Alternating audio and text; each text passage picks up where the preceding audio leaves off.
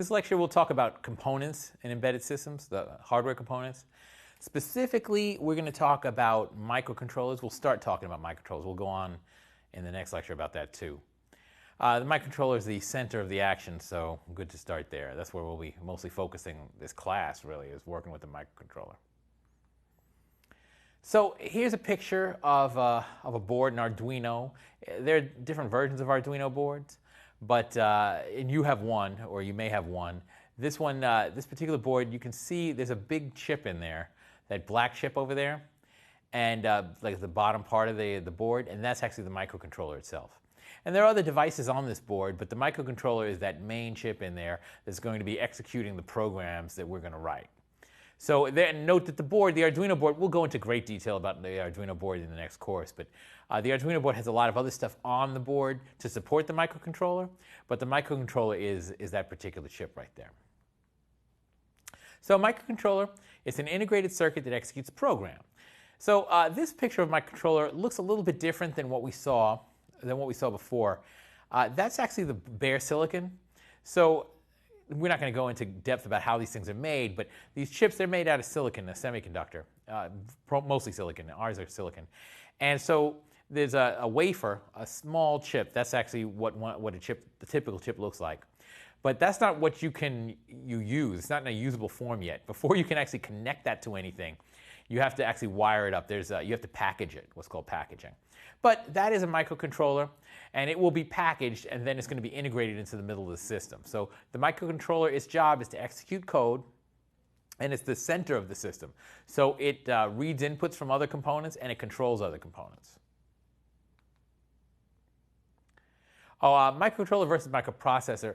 So that's it's a terminology difference.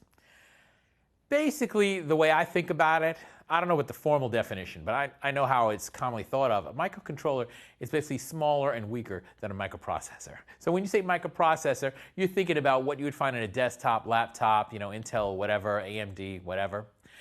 Big general purpose processor, general purpose or digital signal processor. That's called a microprocessor. Basically, they're more heavy duty. They're very fast, have a lot of memory and all this. A microcontroller is more slimmed down, okay? More like what you would find in an embedded system or an IoT device.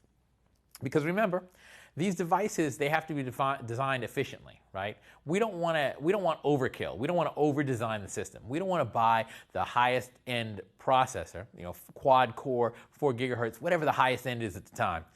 We don't want to buy that if we don't need it, right? For the tasks that we're performing, maybe we're interacting with users, and these users are only so fast, so maybe you don't need a fast processor. So you want the cheapest processor that will do the job. So you will go for a microcontroller which is slower and cheaper than whatever the high-end microprocessor is. So a microcontroller is generally, think of it as a lower-end microprocessor. Roughly, that's what it is. So it's slower. By the way, these speed numbers are they change over time, but common ratio. So a microcontroller might be 16 megahertz. That's a slow one. You can go slower than that, 8 megahertz, something like that, 4. All the way up to, I have 500 megahertz. 500 megahertz is sort of a high end. Actually, though, if you look at, say, a Raspberry Pi, that's going 1 gigahertz, I think, so it's twice that. So it's a shifting scale, this range, okay? But generally, microcontrollers are going to be slower than microprocessors and going to have less memory, less of everything, roughly. Less memory, fewer features. So there are lots of other features, and we'll talk more detail about these in the next course. Specifically, we'll talk about Arduinos and Raspberry Pis and the processors, the microcontrollers that are on those devices. We'll talk in detail about what features they have, but they are less than the features that you find in your standard microprocessor for a desktop, laptop. So this picture, this shows a microprocessor after the silicon has been packaged. So that you see it's a black rectangle, black square in this case, right? That black is all packaging. And that packaging is basically to keep the chip safe. Also, it cools it, so it helps propagate heat out because these things get very hot. Also, you'll notice around the perimeter of the chip, of the circuit, there are these pins. They're called pins. These little pieces of metal, essentially, that are used to wire it to the rest of the components in the system. So if you look at that picture, it's a printed circuit board. a little piece of one. Actually, this is the back side of one, so we can't see all the parts on it. But there are lots of other parts that this microcontroller, microprocessor is wired to through the printed circuit board. We're not going to actually build printed circuit boards in this class because that costs money we're not going to spend. We're going to do this type of thing, this wiring manually. But in a printed circuit board, there are what are called traces, little pieces of metal that are drawn onto the printed circuit board, connecting different components. So the microcontroller is at the heart of the system. It's connected to lots of different components that are in the embedded system, in the IoT device, and it takes inputs from them and it sends control data out to them.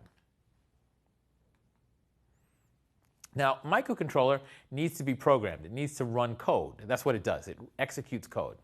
So you need to write the program in some language. Now, there are many languages that you can write programs in. We will be using, well, when it comes to Arduino, we'll eventually be using C, C++. And then when it comes to Raspberry Pi, we'll be using Python. But you can use different languages. But at some point, you have to write a program in a language. And then that program has to be compiled or interpreted, and we'll talk about that in another lecture. And the result, though, has to get transmitted onto the memory of that microcontroller. So it has to be placed in the memory of the microcontroller. So inside that microcontroller, there's always some flash memory. Flash memory is just a non-volatile memory, memory that stays after you power it off. So there's some memory, and that memory has to hold the program so that when it gets power, it starts executing the program from the start. And we'll be doing that in the course of this course and the next course and all the rest of the courses. So the microcontroller has to be programmed.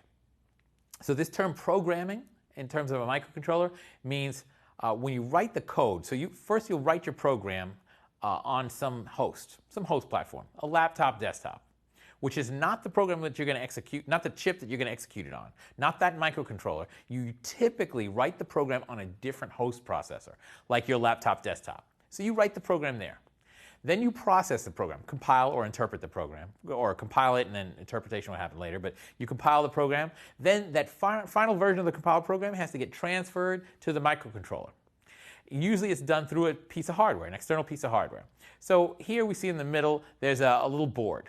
That board is connected by USB to the laptop, and the microcontroller chip on the side of the diagram, that is plugged into the board. So there's a slot that fits the microcontroller.